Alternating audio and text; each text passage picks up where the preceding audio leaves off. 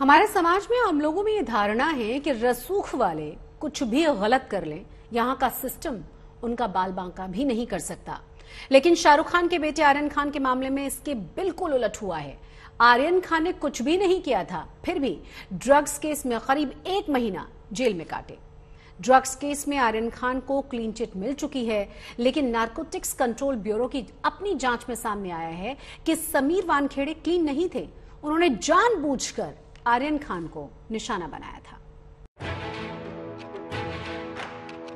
पिछले साल अक्टूबर का यही महीना था जब मुंबई एनसीबी की कमान संभाल रहे अफसर समीर वानखेड़े सुर्खियों में दिन रात छाए हुए थे, क्योंकि उन्होंने शाहरुख खान के बेटे आर्यन खान को मुंबई में एक क्रूज ड्रग पार्टी से गिरफ्तार किया था, जबकि आर्यन के पास से कोई भी ड्रग नहीं मिली थी।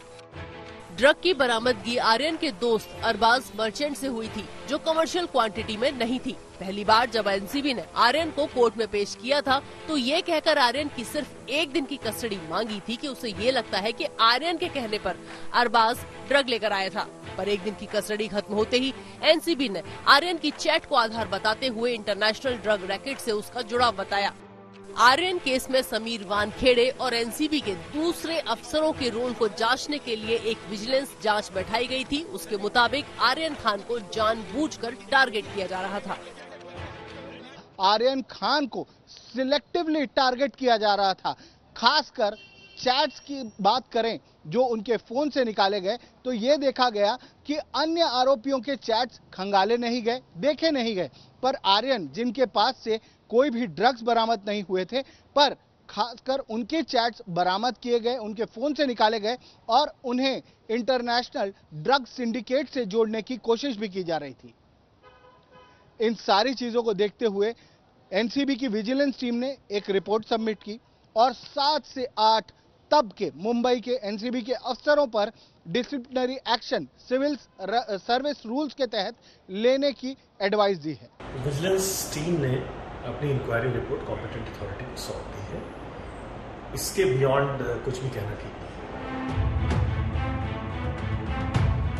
ये तस्वीर तो आपको याद होगी। एनसीबी की हिरासत में आर्यन के साथ ली गई ये सेल्फी समीर वानखेड़े को बहुत महंगी पड़ी।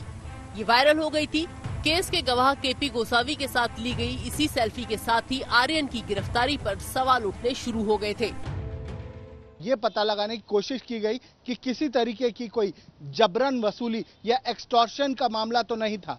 एक्सटॉर्शन का कोई भी सबूत विजिलेंस टीम को नहीं मिला, पर यह चीजें जरूर सामने आई कि इस पूरे केस में प्रोसीजर फॉलो नहीं किया गया था। नारकोटिक्स कंट्रोल ब्यूरो ने जिन लोगों को पंच विटनेस बनाया था, उनका क्रिमिनल रिकॉर्ड था।